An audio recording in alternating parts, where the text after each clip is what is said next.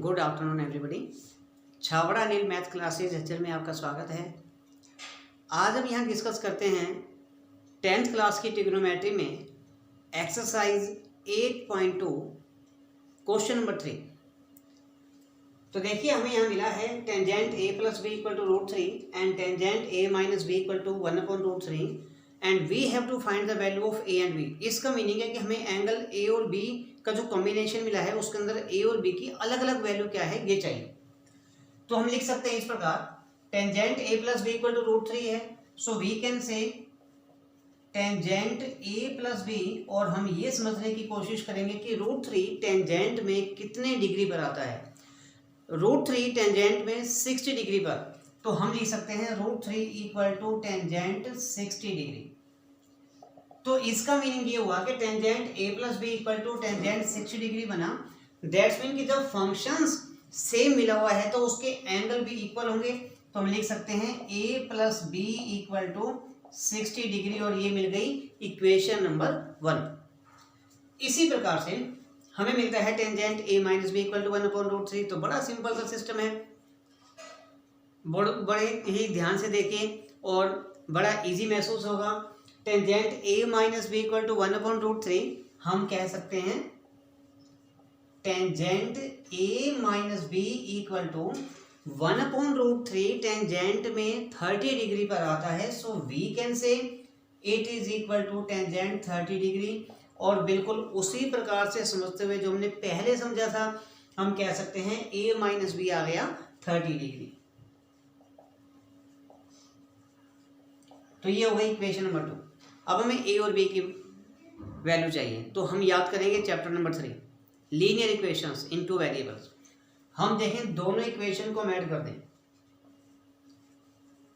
Adding equations 1 and 2 क्या मिलेगा, a plus b plus a minus B equal to 60 degree plus 30 degree.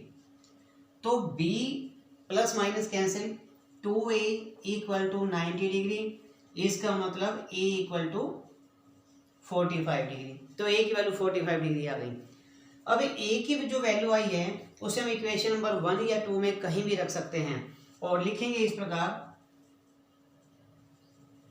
Putting the value of a in equation 1।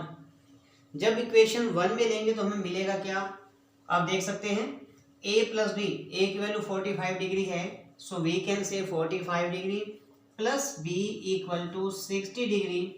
तो b की value आती है 60 degree minus 45 degree, यानी कि b आ गया हमारे पास 15 डिग्री।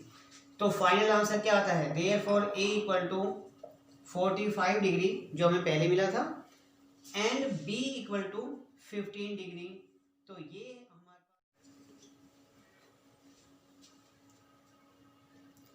अब देखिए क्वेश्चन नंबर 4 में मिलता है sine a plus b sine a plus sine b. हमको ये चेक करना है कि ये जो हमें कंडीशन दे रखी है वो ट्रू है या फॉल्स है। तो sine a plus B equal to sine a plus sine b, तो हमें ये चेक करना है क्या a प्लस बी साइन से मल्टीप्लाई हुआ, नहीं, बिल्कुल मल्टीप्लाई नहीं हुआ।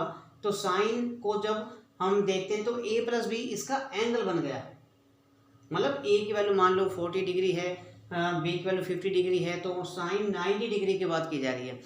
तो हम ये नहीं कह सकते कि sine 40 plus sine 50, that is wrong, क्योंकि ये दोनों साइन से मल्टीप्लाई नहीं हुए। इसका मतलब ये कंडीशन हमारी बिल्कुल गलत है, फॉल्स है। तो मैंने यहाँ कट का सिंबल लगा दिया।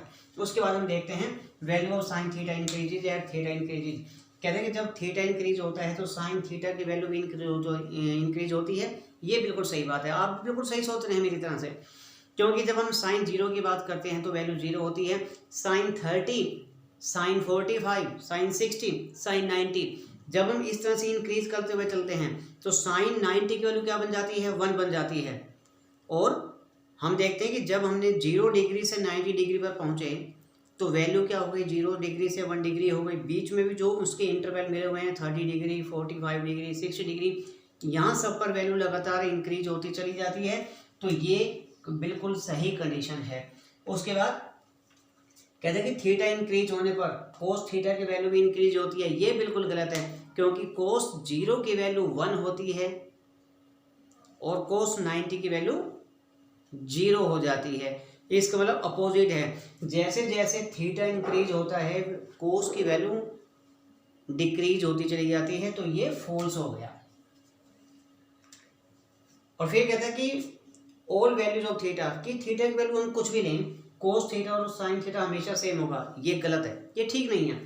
क्योंकि केवल 45 डिग्री पर हम कह सकते हैं साइन 45 और कोस 45 डिग्री की वैल्यू 1/√2 होती है। अदरवाइज जब हम साइन 30 की वैल्यू बात करते हैं तो कोस 30 की वैल्यू सेम नहीं होती। कोस 30 की वैल्यू होती है √3/2 और साइन 30 की वैल्यू होती है 1/2। इसका मीनिंग ये भी ट्रू नहीं है, ये भी फॉल्स हो गया। नेक्स्ट है cot A is not defined for theta equal to 0। जब थीटा की वैल्यू 0 लेंगे तो क्या कोट ए, मतलब थीटा का मतलब यहाँ पर हम ए कह सकते हैं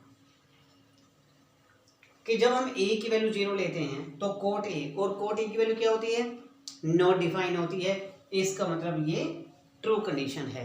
तो इस प्रकार से हमने इस कंप्लीट क्वेश्चन को कर दिया। एक्सरसाइज नंबर 8.3 हमारी यहाँ कंप्लीट होती है। पर आप देख सकते हो कि ये जो क्वेश्चन हमने किए हैं इसमें किसी प्रकार की कोई प्रॉब्लम, कोई समस्या नहीं आने वाली है। तो सबसे पहले एक काम जरूर कीजिए कि अगर आपने अब तक इस हमारे इस चैनल को सब्सक्राइब नहीं किया है तो इसे सब्सक्राइब कीजिए, लाइक कीजिए, शेयर कीजिए एंड कमेंट्स करके बताइए कि आपको कैसा लगा। थैंक यू, धन्यवाद।